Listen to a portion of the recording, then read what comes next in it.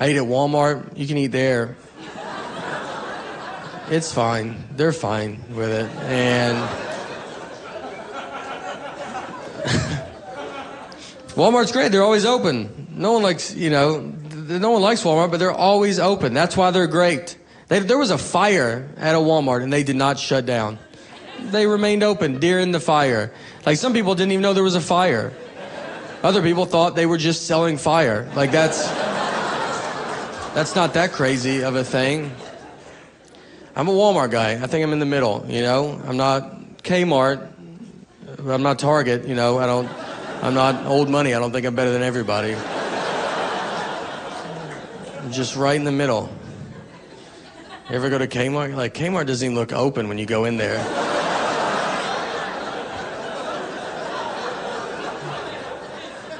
You just walk in, you're like, you guys about to close? Are you getting looted or something? They're like, no, we're open. Are you? Are you going to cut the lights on that side of the store? Maybe get some stuff, Kmart looks like where you go buy stuff if you're about to open a new Kmart. If you needed shelves for your Kmart, you'd go in there and be like, this is good. I think we're going to do it right here. There was a lot of Kmart's here in New York. I lived here for 8 years, and I love New York. I love the driving. That's what it's like. See, I think we should all learn how to drive in Manhattan. And because it's great. Everybody honks at everybody, just screaming, yelling. That's how it should be. Growing up in the South, no one honks ever. People just sit at lights, and they're like, if you don't want to go, I totally understand.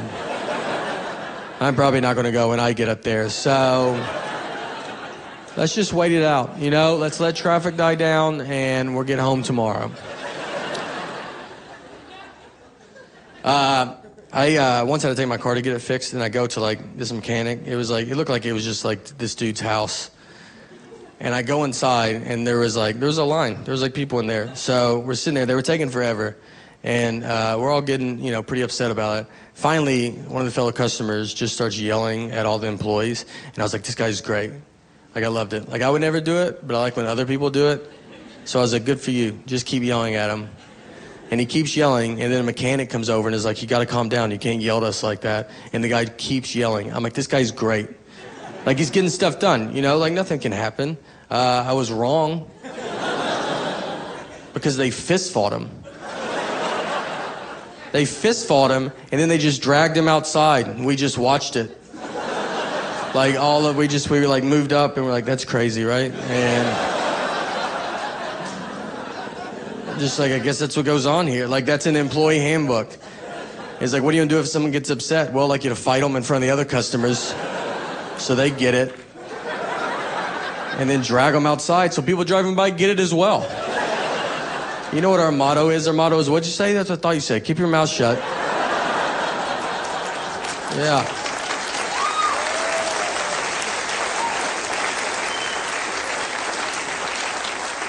You know what? I tweeted about it when it happened, afterwards. I thought it was funny. And they found me. That's how crazy they were. They found it on Twitter, and they were like, hey, could you follow us so we can send you a message? I was like, how about I got the message, all right? I got it. I'll delete the tweet. Don't worry about it. They were crazy. I love the craziness of, New York. A lot of homeless people everywhere. That's great. They're everywhere, though, all over the country. They travel really good. And you go by, you ever see homeless, because you see them asleep on the sidewalk, and I always feel bad, but every time I go, a homeless guy is asleep, I always notice they go to bed at a very reasonable hour. Just walk by. You'll be 9 o'clock. You're like, that guy's going to get a solid 8 hours. I'm going to toss and turn. He'll be to work on time, One homeless guy, he asked me for money, and I was like, all right, here. And I gave him money, and he was like, it's good you give money, man. This could happen to you. You could be homeless by tomorrow. And I was like, I don't know about by tomorrow. I was like, I have a lot of friends and family, I have to get rid of all of them in 20. I don't have time to do that. I would have to kill them all, and then I would just go to jail. I still wouldn't even be homeless. So I don't even think I could be homeless, It'd take a long time. Very forced. Maybe that's what his message was. Maybe that was good. I don't know. When I first moved to New York from Nashville, I was here 3 months, and we would always like do comedy, and we'd go eat at a diner really late. So one night, I'm sitting in the back of this diner with some other buddies, and this guy walks in with a CNI dog, but he was pretending to be blind, like he's not blind, and I could tell. I'm really good at like telling when people are fake blind. And he walks in. First of all, he makes a big announcement to everybody, like, "Hey, I'm blind. I'm blind, everybody." And he started just walking around, just knocking everything off everybody's table. Like, "Oh, I wish I could see what's going on, but I can't because I'm blind." And he had a CNI dog, but he was leading the dog around the whole time. Like the dog never got in front of him. And I was like, it doesn't work like that. You know, I don't think the dog builds confidence. And it's like, why don't you do some of these on your own? I just want to see, like, you know, what I'm dealing with. So I'm watching all this happen. I'm getting pretty upset about it, you know, because I just moved to the north from the south, so I still cared about people at this point. And now I've been beaten down by New York. Now if someone like died in front of me, like, really, right in front of me? All right. Yeah. You just tell you, like, don't look at him. That's what he wants. All right. That's what he wants.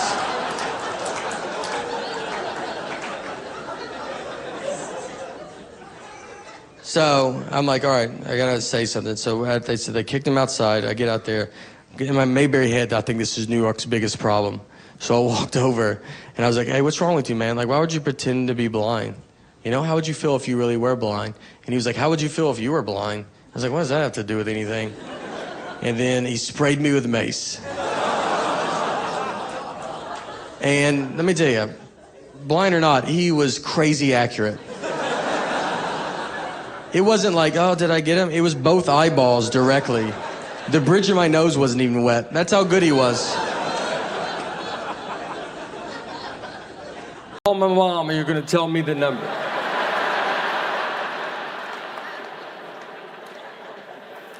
If she doesn't tell me, I type in 90 minutes and I walk away.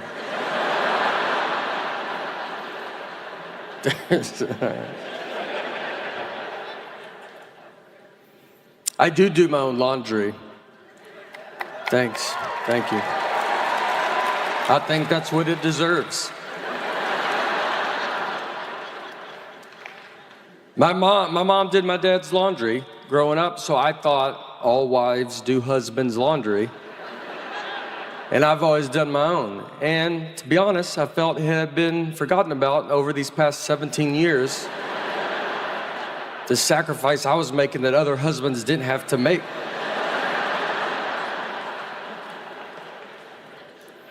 One day, I was like driving home and it popped in my head and I was like, all right, I'll bring that up.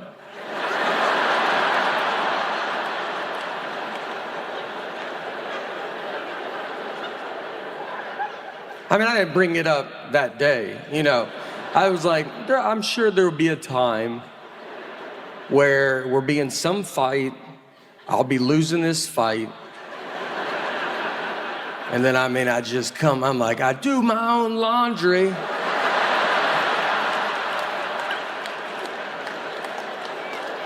She's like, fight's over. You win, I forgot how good I got it.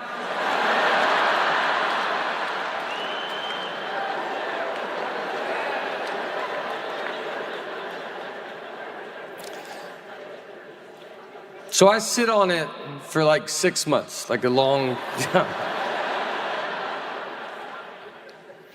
We finally get in a fight. I don't remember what the fight was about. Nothing. I don't know. It wasn't laundry. I remember that. So I'm losing this fight. And so in my head, I'm like, this is it. I mean, I was sad to see it go. That's how good I felt. I felt bad for her. I mean, I was like, she thinks she's winning this fight. I'm about to drop a bomb on her right now.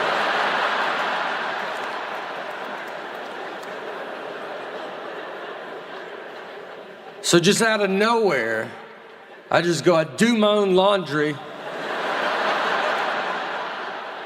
And I mean, I said it like, they don't make them like this no more.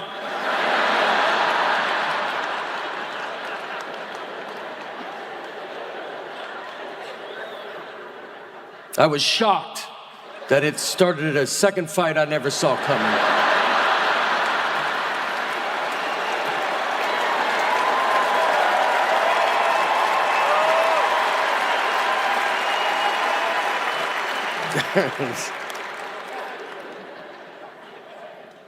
We do laundry very differently.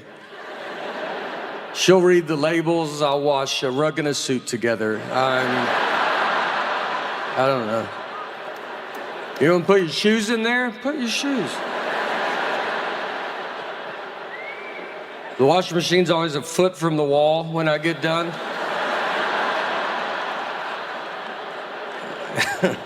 It's like, that was a lot of stuff you put in there, you know? Like, yeah. And look, it's almost all wet.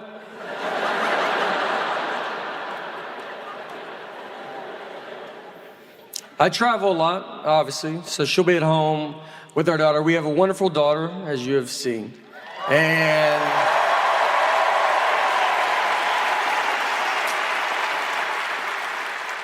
but I know it's hard because she's home and my wife has to be the mom and the dad and the good and the bad parent, you know, and I come home and I'm super fun or I'll mess up the routine. This is just stuff she tells me. And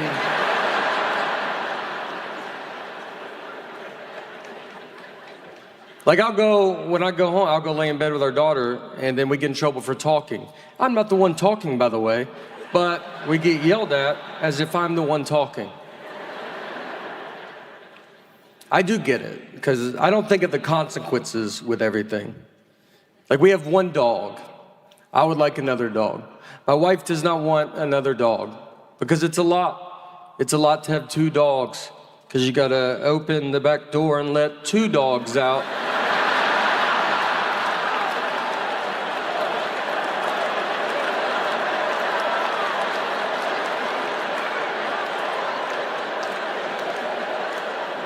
Then you shut it.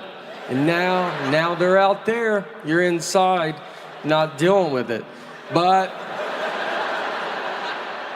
then they want to come back in, and you're like, gotta go let all these dogs back in. You're like, one dog, two, look at all these dogs everywhere.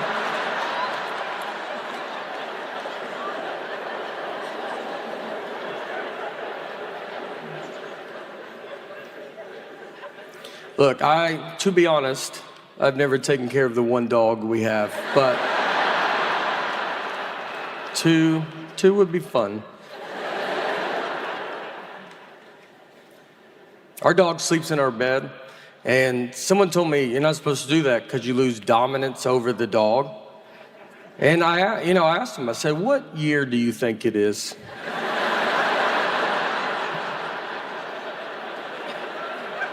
These are all doodles.